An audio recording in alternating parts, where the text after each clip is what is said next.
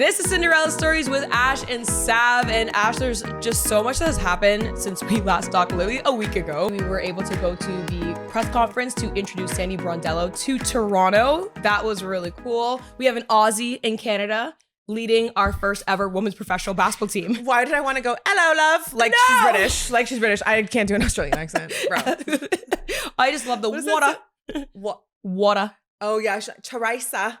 Teresa. It's been so nice to meet Monica and Teresa. I was like, yes, I love you. Yeah, right. Obsessed. She was very charismatic. She was very funny. I thought she was super honest. And I think she was just like glad to be there. The energy was just really happy and joyous. And I think the Tempo have been waiting to have some momentum in the way that they're setting up their team and moving forward. Yeah. I didn't even, honestly, it didn't even clock to me, Savannah, that they hadn't officially announced it.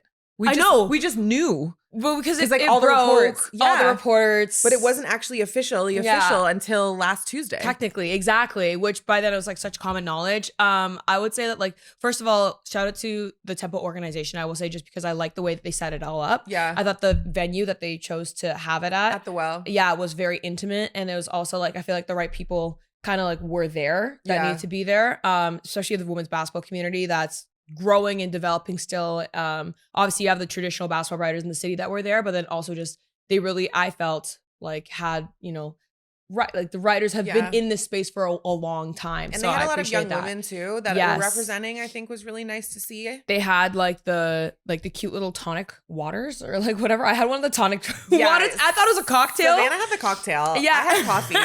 Like a reasonable I also had a adult. coffee.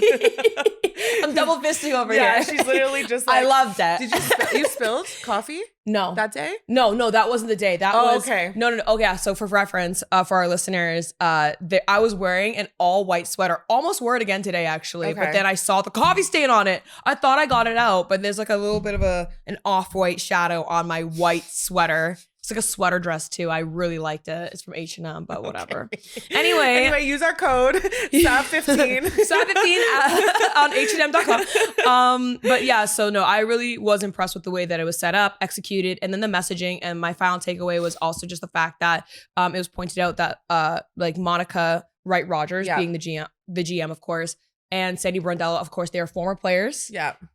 They both have championship experience. And like obviously Sandy with her coaching career and then Monica with her playing career. And they pointed out that, like, I believe they said this was the first time. It's the first front office. That's strictly former players in the W.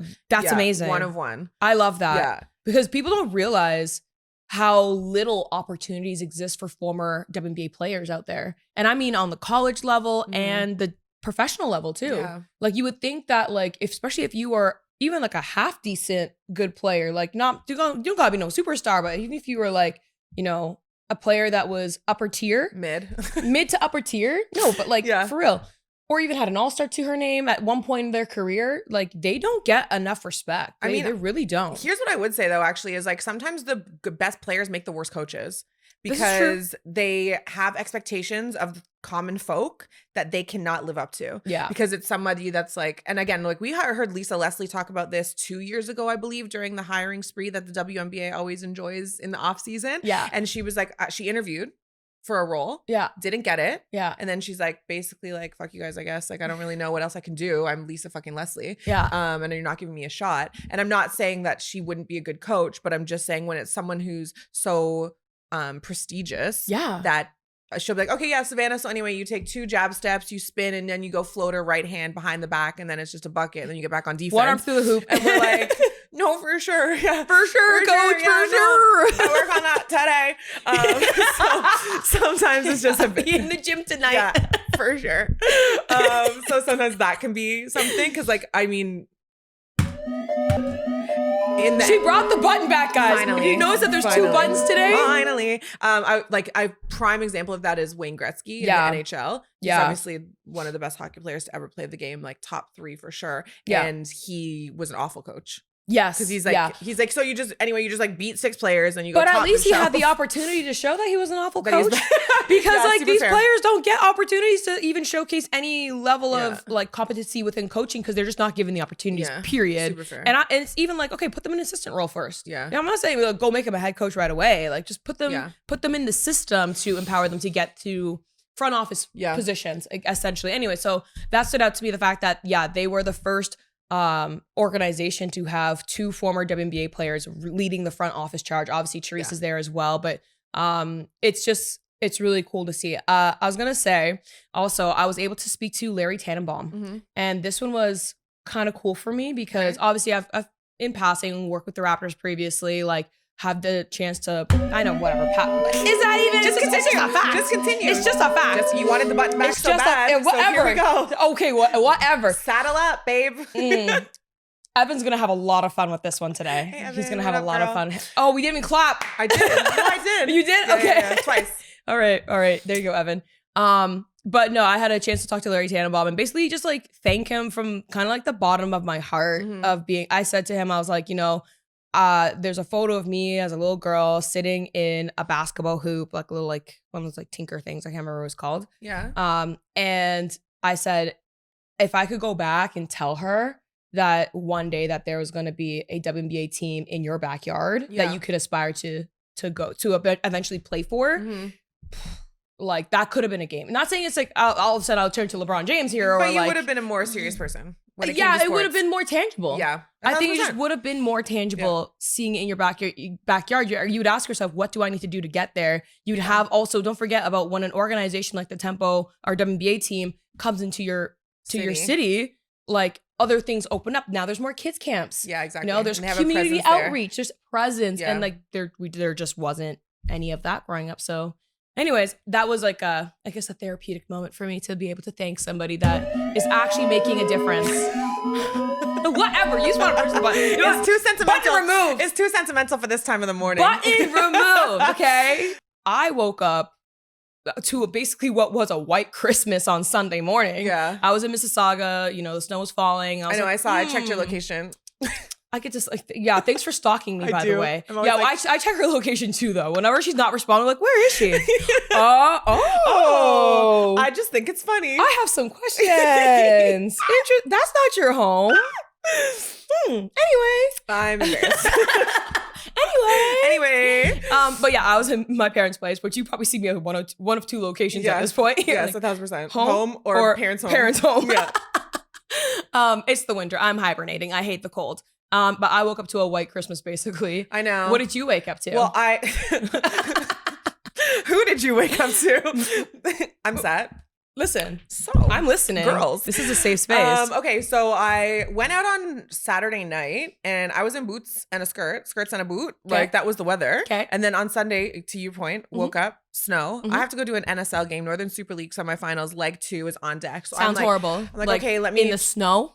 Thug it out to York University and just like do my job. We always say that sideline reporting is the trenches. And it people is the don't trenches. Understand. It's like actually you're just like it's you against the world. Yeah. Really and truly. Every day. And so I was like, okay, like I got to put base layers on. So I had tights and cold gear under my clothes because you're also on camera, so you want to look good. Yeah. And then as the snow's coming down, I used to be a weather anchor. I think I told you that before. No. Oh, girl, it's my best job ever. Actually, you didn't tell me this. I love it so like green She screen. has 17 lures, guys. Screen.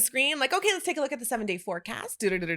Yeah. So I'm like checking. I like moved it over. I'm like, okay, Doppler radar. I'm like reading Environment Canada, like going back to my roots. I'm like, oh no, snow squalls, special weather statement, gusts up to 50 kilometers an hour, 5 to 10 centimeters of snow, and it's going to accumulate on the ground. I was like, this game ain't happening. But I'm just like waiting for the officials to say what they need to do. But like mainly when I woke up on Sunday, I was like, wow, snow is really sexist. It's sexist to snow on Sundays. Why? Do you know what I'm saying? No. Because Sundays is for the girls. Yeah. Sundays is brunch. Yes. Sundays is debriefing. Yeah. Sundays is potentially cleaning up the clothes that are all over your floor because you couldn't figure out what to wear on Saturday and you tried on several different outfits. And then when you got home a little tipsy, you're like, whoa, that's crazy. I didn't realize. That's a tomorrow problem. I didn't realize it was that bad. And you just like kind of skirted off your bed and like crawl in. Yeah. So to snow on Sunday is sexist in my opinion. Okay. And there was a women's soccer match. So how are you not going to let us play that on our day? That's crazy. Yeah. So anyway, it's rescheduled for Monday. So we'll know, obviously, after this is released, who's in the finals, who's going to join Vancouver. Either Toronto or Montreal. Speaking we'll have more on that. Yeah, so I fully agree actually on that take, because snow is definitely sexist. I think it's sexist. Snow is definitely sexist. Snow is sexist, period. I don't like it. It's not meant for the girlies, okay? Like, let me tell you, I'm an island girly. Give me to an island. Yeah, it's As hard. someone who's born and raised in Canada, I have never adjusted to the cold. 1,000%. Yeah, get me out of here. Aligned. That's why I go on vacation. But okay, going back to you touched on it just then. Vancouver versus Ottawa. That was the PKs. Yeah. So that was quite a match. It was really exciting, and I think that like to end in PKs on the second leg when it's Ottawa, who was the higher ranked team. They come in, they need to make something happen. They're able to bring it to the brink, but it's Vancouver who are able to take over at the end. But I will say I was watching on CBC Gem, and no shade to CBC and your employer, but the stream just ended. What do you mean? 3 PKs in, it's just like, thanks for joining us. Wait, it cut out? Yeah, like I guess the timer went off. I guess whatever. Because I caught it a little bit on YouTube afterwards. Whatever was set like behind the scenes, it's like, oh, you have X amount of time. And because it was tied after aggregate, and so they did 2 extra 15-minute halves, and then they went to PKs. I guess it just like ran out of time. Because the PKs went on. What for me? I was watching this. I was like, how many? Why is this not over attempts did they have? And so Hagman's winner, which was like a beautiful kick, it was like top bins, like right under the bar. She was able to make it happen. But I didn't even see that until I saw it on Instagram later. Okay, yeah. No, I went back and watched it on YouTube. So I didn't get to live in the moment. Yeah, it was really sad. I mean, like, was I trying to watch and drive at the same time? Yes. Don't admit this. I gotta cut off the mic. Allegedly. Oh my God, no. Okay, I actually didn't even tell you. Did I tell you about the tickets I got? No. Oh my God. Okay. I got pulled over by the police. Hello. Popo. TPS. Okay.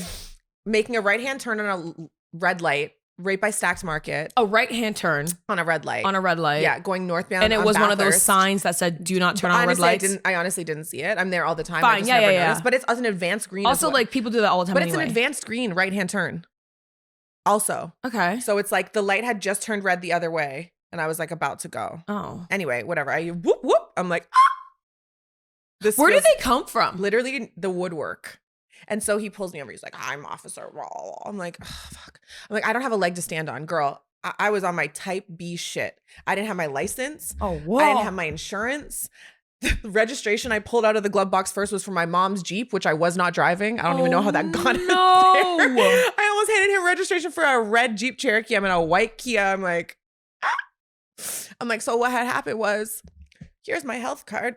Oh, I'm like, the address is the same. There's no address on a health card. Anyway, he racks me up with a bunch of tickets. My registration also expired a year ago, like the sticker thing. So like, I gotta get that done. Whatever, bro. Anyway. Registration, license, insurance. Just like ding, ding, ding, ding, ding. I'm literally talking to him. I'm like, no. I'm like, I know where my insurance is. I can see it. It's on my dresser. I just got it in the mail. You know those ones where you're like, I actually know. He looks at me. He's like, okay.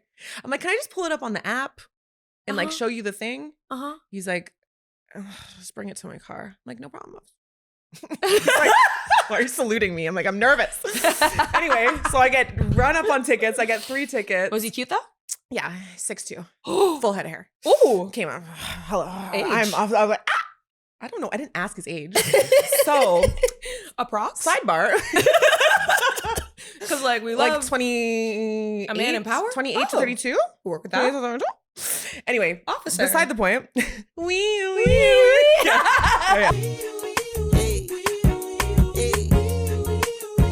Like a cop car. 10 minutes later, I drive off. I take the ticket. I just take the L. I hold it. I didn't even ask for anything. I'm like, yeah, cool, whatever. There was a number of things I did incorrectly. I get a phone call, no ID. I'm like, hello? Hi, Ashley. It's Officer redacted. We just talked. Do we just talk, sir? We just had me in shackles. We just talked on the side of the road. Saying you like to call me? No, he's like, since you were so respectful and so kind. Oh. I decided to spoil the tickets. Like, don't worry about it. I said, what? Oh, he liked you. I said, what does that mean? It's called a crush. He's like, I'm like, what does it mean? He's like, yeah, we're just like, don't worry about it. I'm like, what? So if I look it up, you're just not going to be there anymore? He's like, yeah.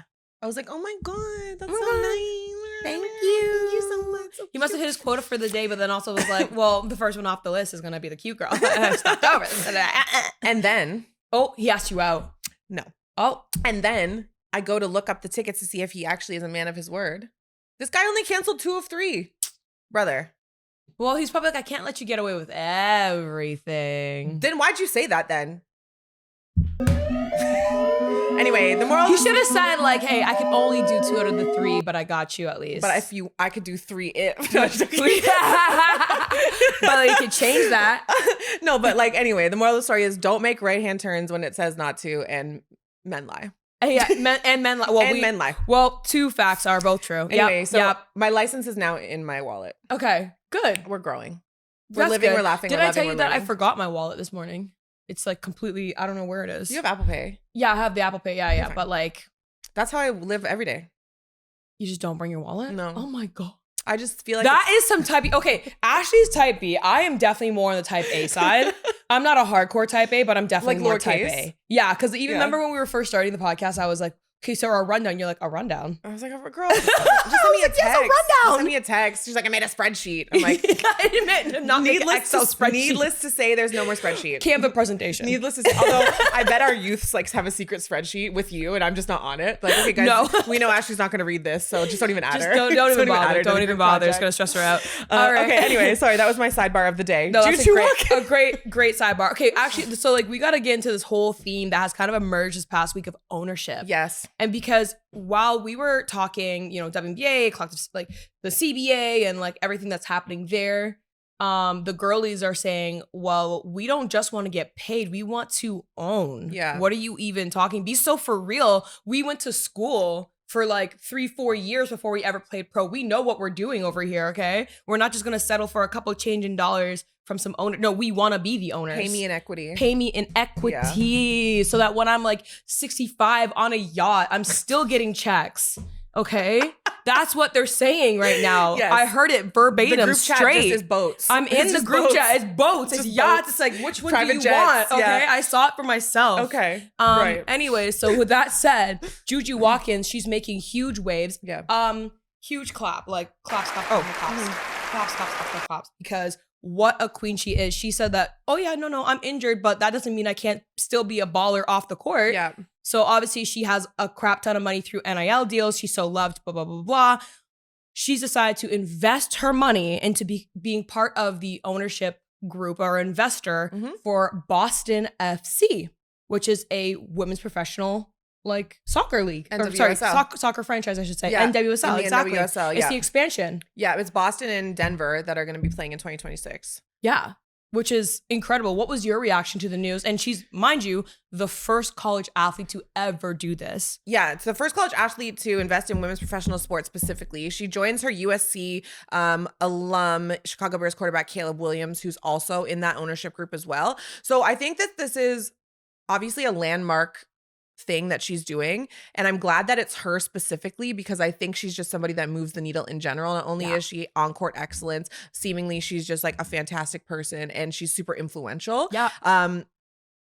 3 years ago, players in the NCAA were being owned. Yes. They were being owned by the schools. They were being owned by the brands, by the broadcast rights holders. They were in a position where they didn't have a say in pretty much anything. And now they've flipped it, and they're in a position to call the shots and build that legacy. So from being owned to being the owners of your own name, likeness, and destiny, I think is something that just cannot be overstated. And again, like, we're so accustomed to NIL now and these young players and athletes making a ton of money, but it was only like 3 years ago. That happened. And I think that now players in that regard are more inclined to change the lives of others and pay it forward. And so I could honestly just puke. It's so amazing. Yeah. I could just puke. It's so amazing. I could just puke. No, it's actually, it's crazy to think that, like, I remember having conversations with several people, but feeling like NCAA at one point was giving, honestly, some version of modern day slavery, because they were not paying the athletes for a product that's worth, and now we see it. People, how much it was worth, how much it's worth. It's sickening, because you're like, oh wow, how much you guys were making money, but like, You guys were making money. Like real yacht money. Yeah. Super yacht money. Super yacht money. And it's like, I mean, they did everyone dirty, right? Men and women. Yeah. And so I just think about, like there's been millions left on the table for the players that they will never see. No. Obviously there's lawsuits and they've been paid out, but it's not like even a fraction of how much money that's was been available to them, or they could have this done entire time. And so now it's really cool to see, especially women having ownership in their own industry. Yeah. And obviously with Juju, she's a women's basketball player, but here she is investing into a women's professional soccer team. I think that's huge. It speaks volumes to her future thinking, her team. Yeah. Because whenever the direction and the guidance that she might be enjoying. Absolutely. Yeah. You know, we talk about like Angel Reese's team being like all over the marketing campaign stuff. And like, but Juju Watkins' team, like I will say like that's just an incredible look. And also she just made history doing it at the same time. And the NWSL is so popular. It's only getting better. Like aside from like English soccer on the women's side, I would say it's the best league to be a part of. Like if you're not playing for the Premier League, you want to be playing for the NWSL. Yeah. And one thing too, I will say like Boston specifically, the Boston Football Club, the Legacy logo swan. Yeah. Interesting. Yeah. Okay. I can tell they needed this so much. They needed this positive momentum so much because I'm not sure if you remember when they launched 2024. It was a mess. It's like, excuse my language. It was such a disaster. So they unveiled their name first as Boss Nation SC. BOS, Boss Nation. No. Boss Nation, what up? No, like it's very much giving, it's giving girl bossing too close to the sun. It was not it. That's millennial. It's very millennial. So it was like a play on like Bostonian, or was it a play on like, as you said, like boss lady, girl boss kind of thing? And their launch. I want a soft life, by the way. Their launch video, the catchphrase was, "There are too many balls in this town." And I honestly, it was like kind of a hilarious tagline. They had Tom Brady being like, what? And like the video starts off just showing all the men's teams, the Celtics, the Patriots, all these things. And then it's like, wait, there's too many balls in this town. Wait, what? Yeah, Boston loves its balls. But maybe there are too many balls in this town.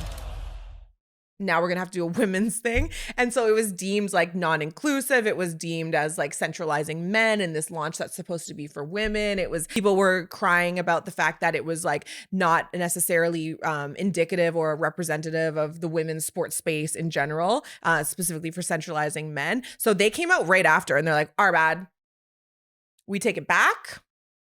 We didn't mean it. We're gonna go back to the drawing board after paying a marketing agency theoretically like $500,000, $1 million to come up with this whole concept. We're just gonna actually go with Boston Legacy FC and we're gonna run it all back. But it like blew up. So shout out Boss Nation. I did not know that. What a time to be alive. I did not know that. That's a lore. It really is. And then again, like July 2025, Aaliyah Boston also joining the Legacy ownership as well with Juju. Yeah, well, I think she did it because of her name. Why she not? really did. She like, it's a good named play. After me. Also, have you ever read the book How to Win Friends and Influence People? No, I haven't. Okay, so there's a chapter in the book about the importance of names and like remembering people's names, but then also it's actually a business strategy to name your company or name something significant after like somebody in real life. Yep. And because that somebody in real life, especially if there's somebody of power, they'll probably back your company. And it's been proven. Got it. So anyways. It's like influential in that exactly, regard. Yeah. Literally. It's checking like me naming boxes. something like the Parker Ones or something like that. And then next time I'll go to Candace Parker like, hey, we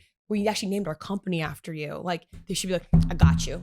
Here's $20. Yeah, literally. Here's $2 of, anyways. And so, no, it's really cool to see, I guess, like, players owning. And actually on that note, which by the way, that Boston stuff was quite the lore. Boss Nation? It was actually crazy. Absurd. That's actually crazy. I put the link in the rundown. You can watch it. I'm like trying to change topics, but my mind's still on that. Yeah, like. What? Yeah, too many balls. Oh my God. Yeah, I'm happy they got called out. I actually do get it. Like I understand where they were like coming They're trying to come from a place where they're like enough, like what their messaging is enough. Their messaging was supposed to be like, there's too many men in this space. There's too many teams that you need to worry about. There's too many, I guess, genitalia that we see swinging around like on the pitch or the court or whatever, or the field. Yeah, that's fair. That's fair. And so let's let's go to the girls. It's time for the girls' turn to break free or whatever. But it just was like not, the execution was not it. So they had to pull it back. And now here we are, Boston Legacy FC. Shout out Juju Watkins. But okay, for me, and like as someone who prides herself as a feminist, basically, I'm like, it's not about like making men, pushing them down. Yeah. It's about just raising women up and also like acknowledging too. Yeah. It's not about like, well, why do the men get all of this? It's about let's just get the women all of this too. The women deserve it as well. Period. Yeah. Like it's not about like, well, how dare they get all the attention? No, and now it's our turn. No, just make it your turn. just exist. Yeah. Like it's also, not that you don't gotta put something down to raise yourself up. But also if I did need to like yeah, I mean, if I need a shoulder, I might push down on. If I need a little bit of a lift, like, are you an ally or not? I do like jump on people's backs. Me and my 6 foot self. Let's go.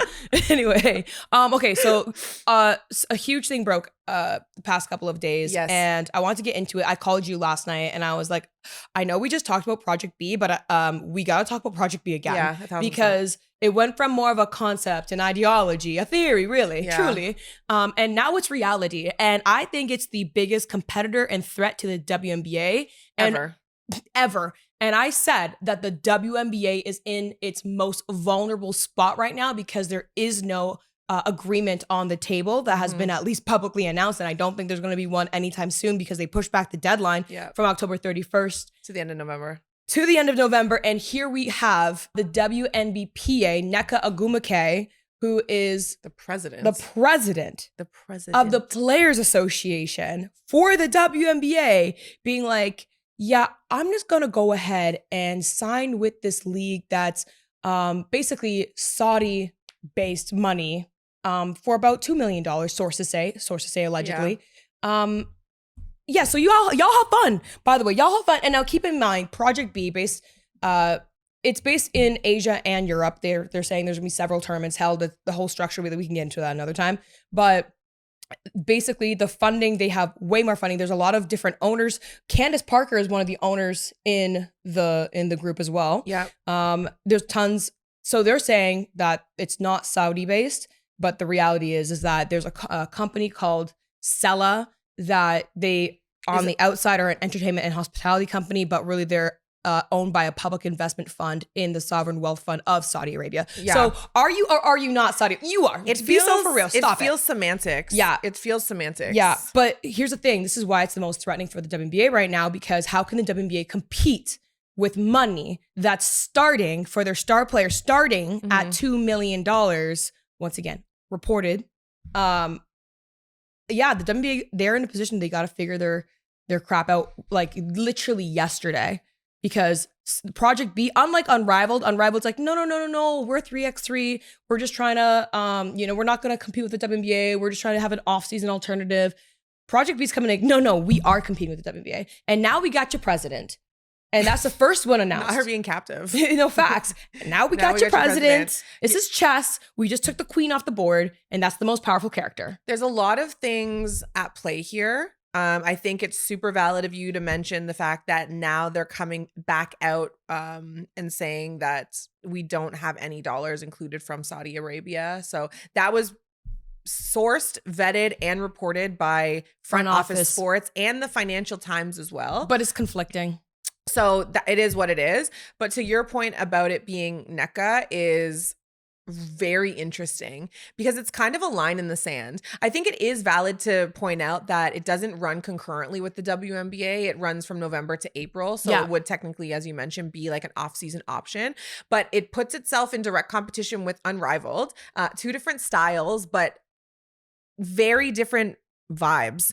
I feel like Unrivaled is like the cool aunt who will like pick you up from a party when you're drunk and not tell your parents. Yeah. And then Project B is trying to be like the other woman who gets to get the ring after the divorce. Yeah. Who isn't just being told several times like, no, babe, I'm leaving her. No, I promise I'm going to leave her. It's just tough right now. It's like the one that said the man actually made the split, moved out the house and moved you in. It's the woman that said that don't you worry about. Yeah. Yeah. So the money is real. I think that's also a huge factor. You're getting paid $2 million for 6 months of work to travel around and essentially do weekend tournaments, seemingly is going to be the breakdown of it. And now the precedent has been set for the WNBA and the salaries I think that they're going to need to offer. Yeah. We once said on this show, I think you were the one that led that charge that said the proposed $850 million Supermax on the player side for the...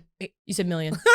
I wish. The $850,000 new Supermax that was proposed up from the $250,000 Supermax that's currently in the CBA was not enough. And honestly, now that you see the $2 million from Project B, you're like, oh, okay, like $1 million now we're talking Supermax, $1 million Supermax, $1.5 million Supermax. As you said, I'm in the camp that doesn't think that's enough money for the same duration of a season to play in the W for a league that has the better name brand, I would say. That's the one thing that the W still has going for them. They have that value in their name. The leadership has taken a hit. Yep. The battleship isn't exactly sunk right now, but like you got one more square to go. Oh my gosh. And it's Kathy. And she's probably going to, I would imagine, be removed from her position. The general feeling is that she's no longer the person to take the league to the next level. She did a bunch of great stuff. Now she's not really ingratiated herself into the community. Yeah. And so they might be looking to move on from her. But ultimately, it's still the W. It still has the NBA ties. It still has that kind of machine behind it if they so choose. Yeah. So I don't think they're not dead in the water for all that to say. But I think now Nneka, what she's done has actually really helped the players in their standpoint of negotiation for the amount of dollars that they're worth. She took away the monopoly. This legitimized, like Nneka signing legitimized Project B, taking away the WNBA's monopoly over being the best women's league in the world, right, on paper per se. Right. And still you could say until Project B completely gets off the ground, which I believe is 2027. And who knows, they might even be able to expedite that if there's a lockout come WNBA season. Who knows? A lot of things are up in the air right now. But my whole thing, when I thought about this, I sat back and I was thinking, who does this impact the most? Also, think about the college athletes. We talk about NIL. Yeah. And they're making serious money in the NCAA right now. And their next paycheck for the WNBA, if they get drafted WNBA, would be, it's like 75,000. Yeah, it's like first round $84K, whatever Caitlin's making. And whatever that collective bargaining agreement they come to, like it's still gonna be a rookie contract. It might still be like 115 or something. Remember how we said like it was smart for the athletes that were eligible for this year's draft to actually hold out. Yeah. This is why. And it's kind of funny because I saw some backlash from WNBA players. Maybe they're just like kind of salty because they didn't have NIL in their day. But I saw some backlash. Also super real. Yeah, like valid, by the way. And with all that said, super valid. Yeah, also jealous. I would be too. But I'd be Kendrick Lamar. I'd be such a hater. Let's like lift up real human emotion. Literally. Let's actually bring back envy and jealousy. Your feelings. Yeah, like enough. You're not silenced here. Anyways. Boundary. So, but like I was thinking, so if I'm a college athlete, I'm already making $2 million in my NIL deals. I know I'm going to be a top pick for the upcoming WNBA draft. Here's Project B saying, actually decentivize the WNBA. You could play in it and treat the WNBA like it's the off season. Yeah. Treat us like the real season. Don't get injured. Yeah. And make sure if you take games off because you're not making, that's chump change. Yeah. That's chump change, love. So that's the problem that I have with right now, not the problem, I guess, like just here we are, the situation that we have in front of us is that if one league is going to pay literally over double the amount of a proposed Supermax contract for the WNBA right now, and everybody was saying, whoa, that's a lot, that's too much. Like that's going from 250,000 to 850,000 for a Supermax contract might be too big of a jump. When a league starting at $2 million for a Supermax contract with multi-year contracts going up into the 8-figure range. And I will say, obviously, goodbye. Nneka is... Goodbye. If I'm a player, you got me. Project B is Project A now for me. Project literally. S. Project S for Savannah. Yeah. I will be there. Facts. And so 2 things to that. I will say, and that's $2 million for Nneka, who we're familiar with because we're fans of the W. Yeah. And she's, I think, like 2016 MVP. Yeah. So like 10 years removed from her last MVP. Yeah. So she's not even, and I don't even mean this in the way that some people might take it, she's not even like an it girl in the league in that regard. She's not like a Cameron Brink. She's not an Angel Reese. She's not an Asia Wilson that's changing the headline and the news cycle. She, of course, again, she's an exceptional player. She actually might be the most underrated women's basketball players of all time, actually. Her caliber, her cachet, the shots that she's made in big moments, they speak for themselves. But again, $2 million for somebody who the casual sports fan might not even know who she is. So imagine it's somebody who's like an Olivia Miles. A Juju Watkins, like, a no, Caitlin literally. Clark, a Haley Van Lit, like people who actually have that like social capital that we talk about. And another thing that I say that I already know is going to be unfair.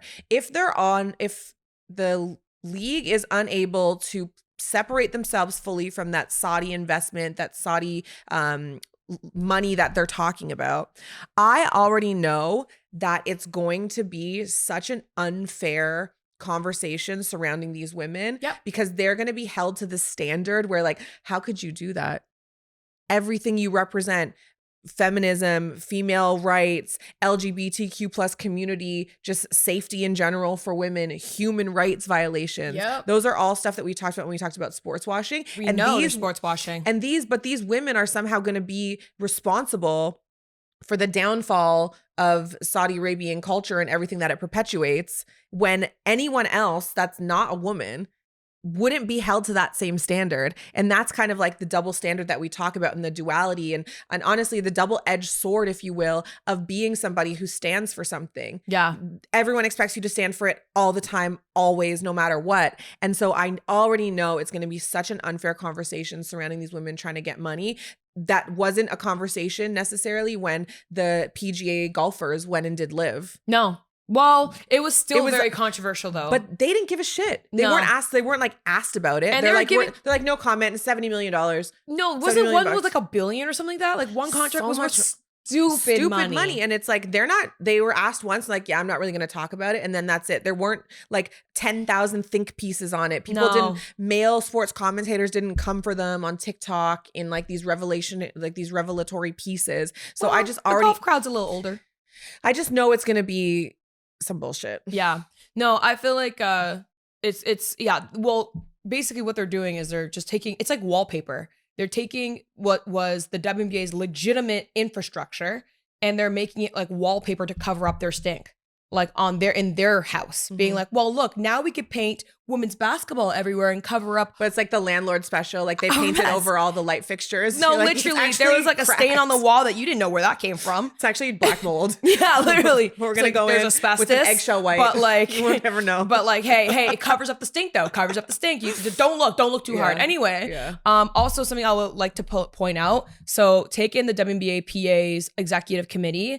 So every single one of these women are assigned to an off-season league. So obviously NECA now with Project B, but then there's other players, I believe Kelsey Plum, Unrivaled, and then Athletes Unlimited, and several, the list goes down, and obviously you get the two founders of Unrivaled on the board as well. So what does that tell you? They're saying like, hey babes, we got other options. They're applying pressure, turning up the heat. There was one TikTok that I saw a couple months ago maybe, and it was like some girl who comes on and she's like, listen, I'm going out tonight. 2 guys on my roster are messing up and they're ruining it for everybody. They're ruining it for everybody. I don't like it. I don't like the attitude. I don't like how I'm being treated. And so I'm going out tonight and I am holding auditions. And that's what the girls are saying. They're saying the WNBA, like, you are on notice. We're not broken up, but we need to talk. Well, we might need a break. We should talk. You want to call her talk? You feel triggered. Let's dive into that. I just think we should talk. Hey, when you have a second, can you give me a call? There's something I want to talk to you about. That's what they're saying to the W. It really, you're sweating. I see upper lip. Dab your upper lip. Anyway, exactly. Yeah, if I'm Kathy, that's how I'm feeling for sure. They're put on notice. They said we can go band for band, we can go M for M. Yeah. Can they though? We'll find out. Well, here's the thing. Can they? This is what I was actually talking to my dad about last night, because the only thing that the WNBA players have been truly, truly at the heart and core have been asking for is a bigger piece of the pie of the WNBA like revenue share. They want closer to 50%. They're not even asking for 50 exactly, but they just want closer to 50% because that's what the NBA players make. And they, as of right now, are like in the 9% range right now. For context, it's a minimum wage, babe. They're literally. And so, but if the WNBA ownership groups, and once again, I would say Kathy is a figurehead for the owners. Okay, so if the owners decide to be, I don't know, a bit more generous, I guess, with their profits, they will not lose their biggest assets, which is the players. Okay. You don't have a product unless you want to be a development league, to be quite honest. For Project B? No, for Project B. No, for real. For real. Because the players are going to disincentivize it. Unless you want to be the appetizer. Literally. Yeah. Because because if all your stars are going to be making, oh no, we make our M's in this league. Yeah. We like playing in America. We want to play in America. We want to play at home. But if home's not paying us well or treating us well, if we had to fight for chartered flights and that's only because of Caitlin Clark. Yeah. What are we even doing here? Yeah. What are we talking about? I feel disrespected. And so I'm going to go to the man that treats me right, that got me that ring right away. You know, he did not play games. I'm telling you. Yeah, he might hit me a little, but no, he still loves me. Yeah, exactly. No. I mean, you're... No? It's not hitting. Do you want to clarify? Well, it's hitting me with the bands. Oh my God.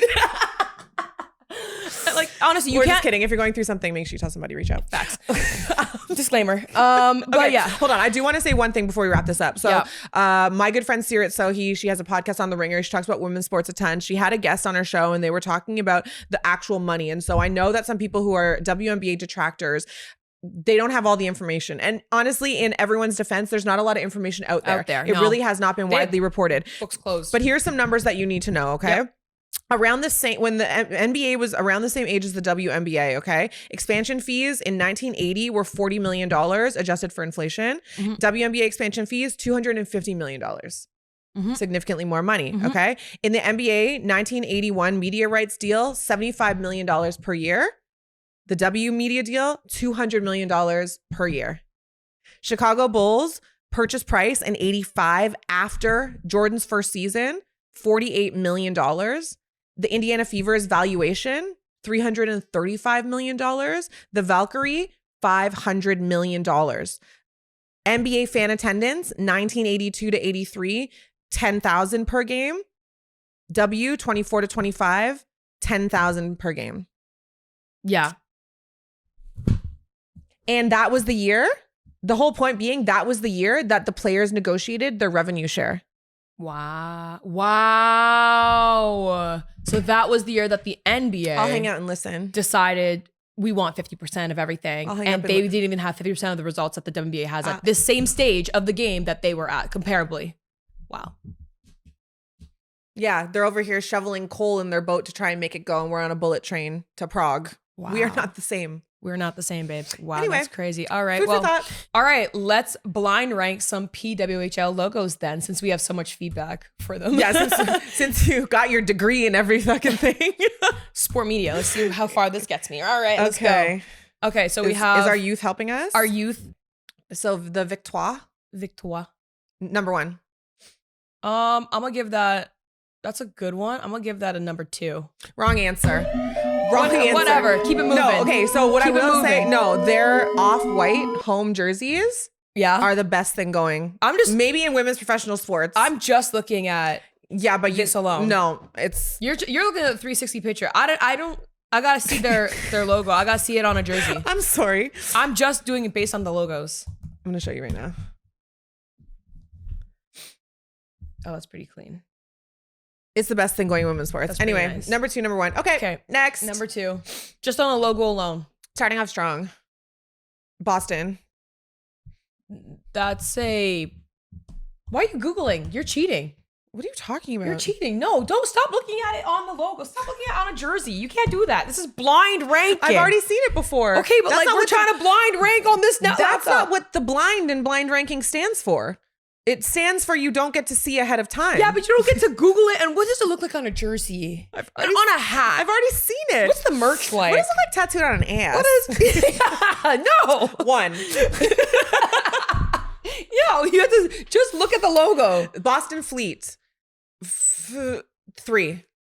I like that a lot. I think that's really clean. I don't know how It's kind of like the Hartford Whalers if you turn it around. I'm gonna give it a 5. I'm not sure if I love it. Yeah, I don't know if I love it. I don't know if I love it. Okay. Not for me. I'm okay.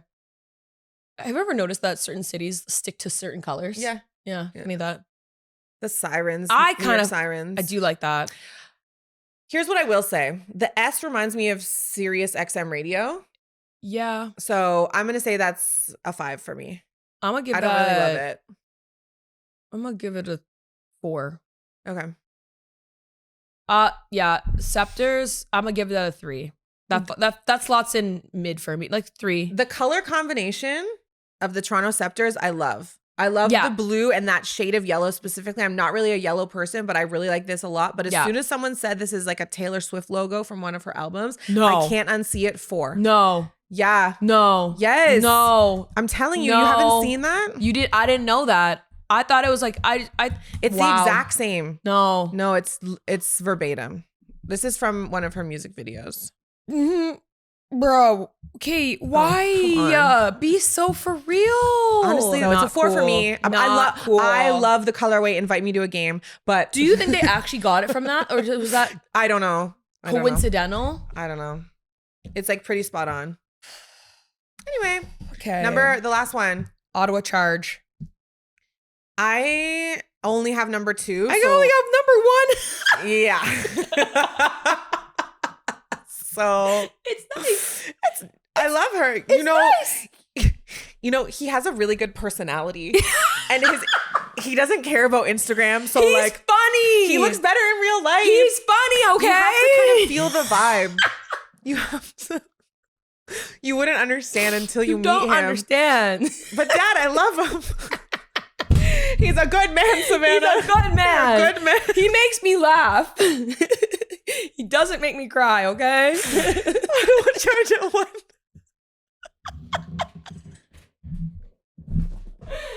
Oh, no. It's a 2 for me. It reminds me too much. He's a good man, Savannah. It's giving, I'm Amanda. I'm 6. I'm Amanda. I'm Amanda. I'm 6. I'm 6. Who are you playing with, sweetie? Amanda. Huh? Oh, who are you? I'm Amanda. I'm 6. It's number 2 for me, and I will just say to get this back on the rails. Lifted my number 1 and my number 2 is officially flipped. I warned you. You didn't heed my warning. I want to re-rank this a little bit. It's too much like the Calgary Flames. It looks like a C and not an O. Very much like Calgary Flames, and it's like the goofy-ish version of it. And it kind of looks like if you turn it around, like the Cincinnati Bear Claws in the NCAA. They need more space between the top and the bottom. It looks like the Bear Claws. It does. Oh my gosh. Graphic design is my passion. Anyway. Yo, me word paint? What? He's a good man, Savannah. That's a good Congrats on your number 1 team. Can't wait to go to watch a PWHL game in Ottawa with Savannah. Funny. It'll be so fun. They'll play the Toronto Scepters. And we'll both wear the jerseys. Great.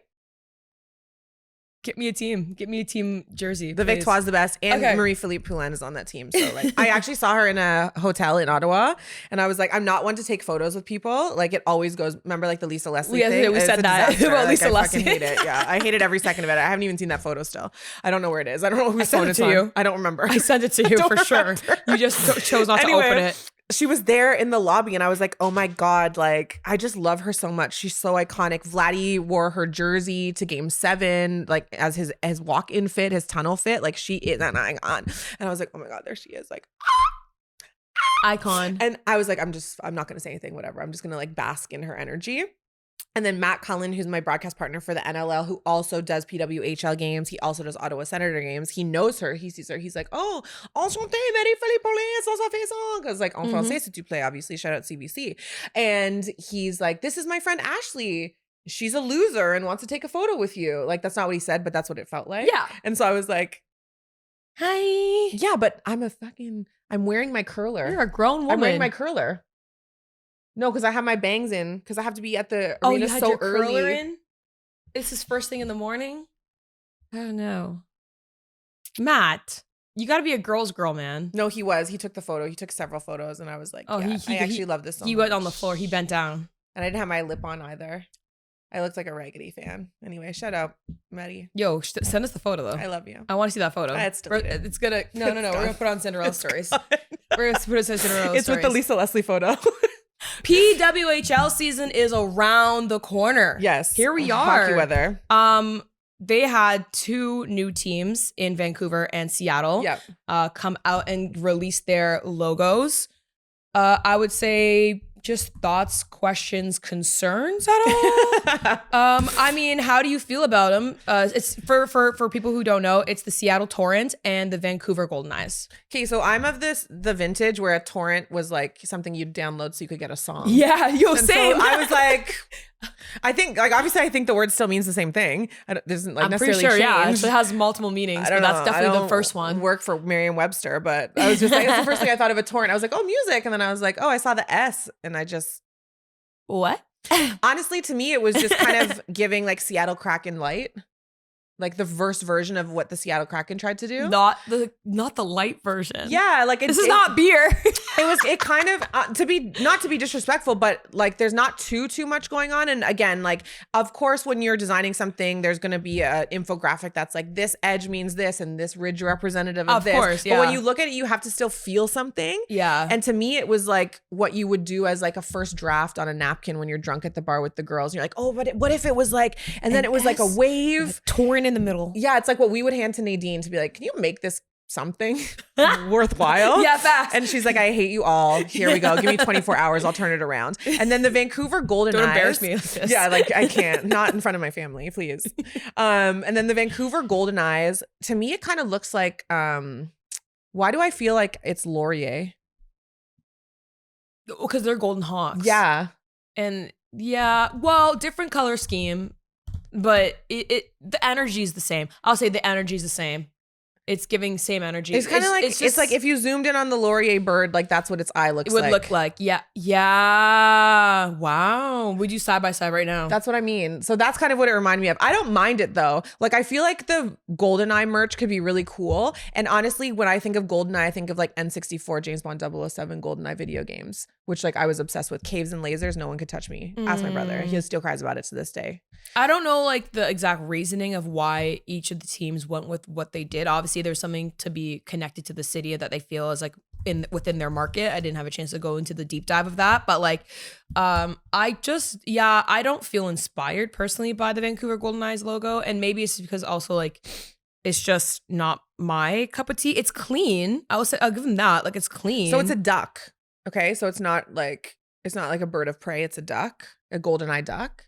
Okay. And so it's supposed to be representative of a duck's precision, agility, I guess resistance, as well as like the waterways. I didn't think ducks were that resilient. Like, my bad.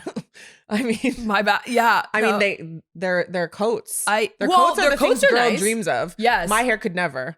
No, facts. A bead of rain or condensation would never wick away on my hair. No. I would all of a sudden just be like light afro. I will say it like, and we know this by seeing the Toronto Temple go through this themselves. Yeah. It's really hard to name a franchise because there's so much red tape. And yes, there's everything's already been thought of. Everything's been thought of. You got to start getting creative with the names. Actually, and even to that point, I'm kind of curious about like if we had to come up with a women's sports name ourselves, right? What would you come up with? So I like this segue because you pointed out that this USL team is named the Portland Cherry Bombs. Yeah. And I think that's a really cute name. I wonder if it's like has longevity because of like the 1980s music connotation. Yes. But it's also super relevant in terms of like bag charms. Yeah. That's what I think of when I think of cherries. Yeah. And like that bar on Wellington, Cherries High Dive. I don't like that bar, by the way. No, I'm not a fan. Okay. I like there's a photo booth. Like you got me. I'm a sucker for a photo booth. There's a new bar on King West that has a photo booth. It's all free, everything too. Where? It's right on King and Spadina, like the first intersection. It's brand new. It's like a vinyl spot too. It's really cool. And they have great brunch.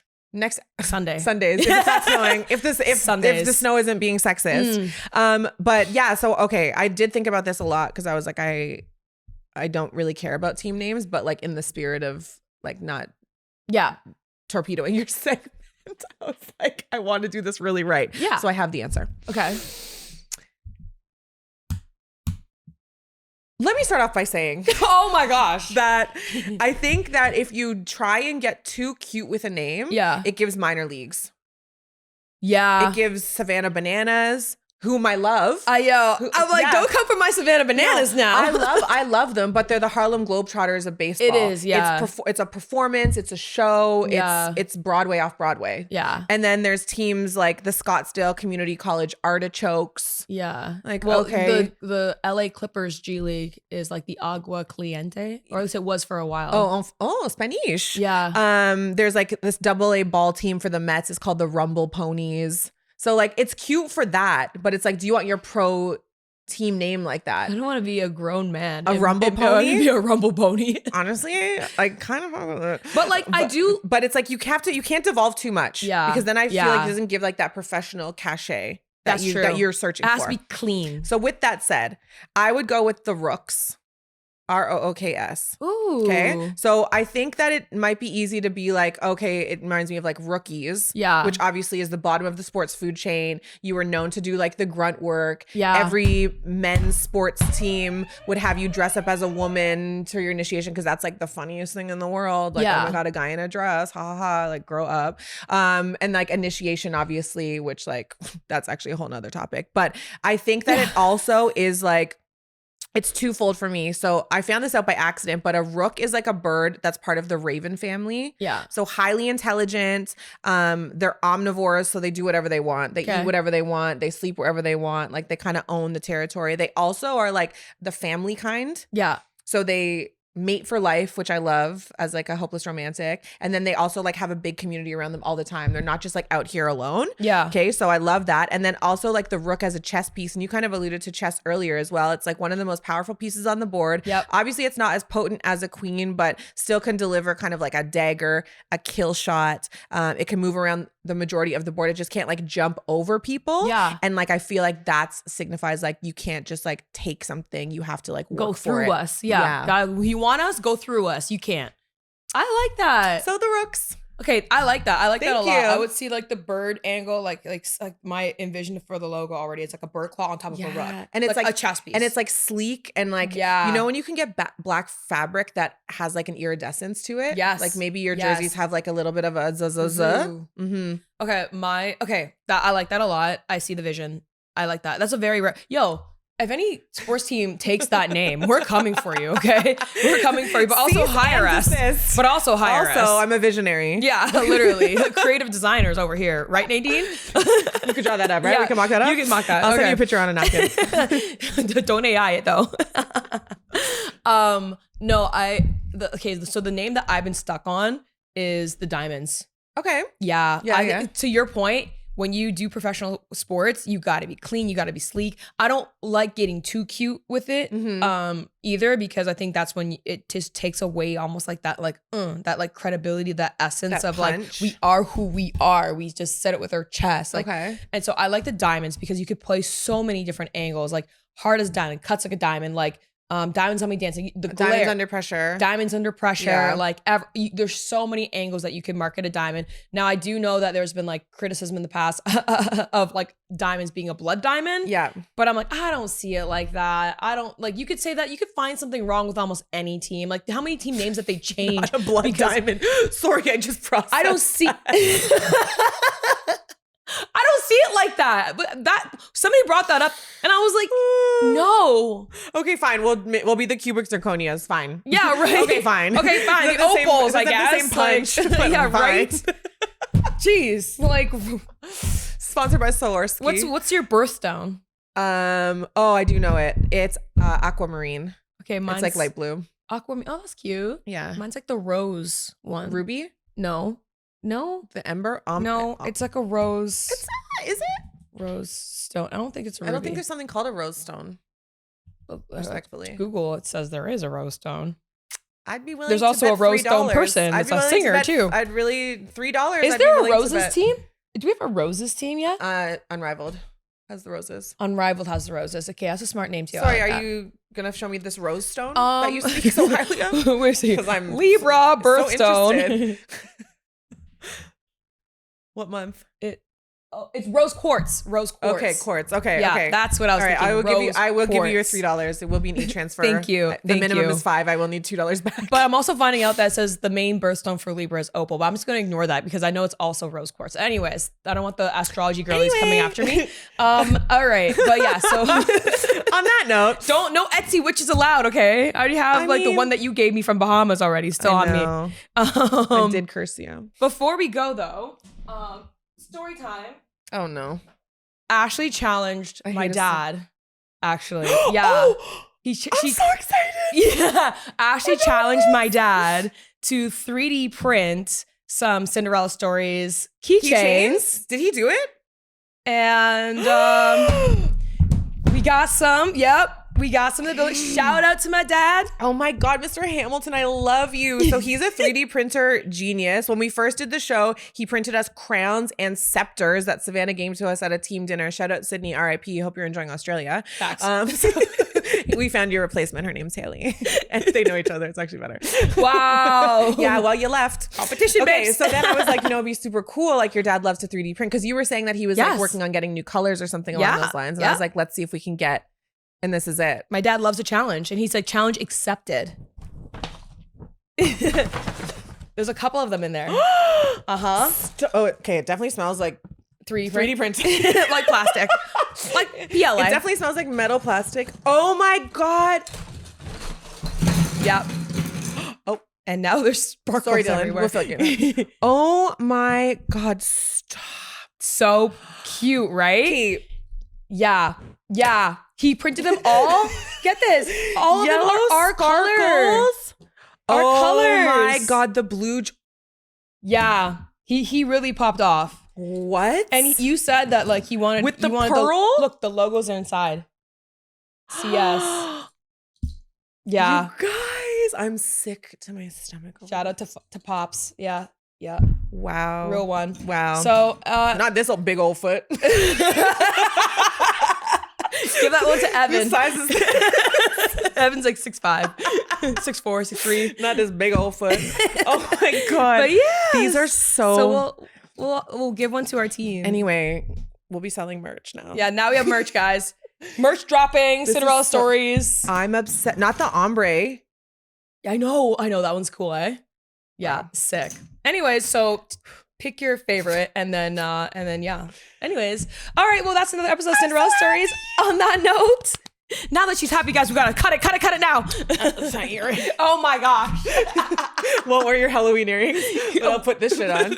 I'll tell you that. The PLA. That's so cute. I know. Oh my God. Thank you so much, Mr. Hamilton. Shout out. All right. Bye.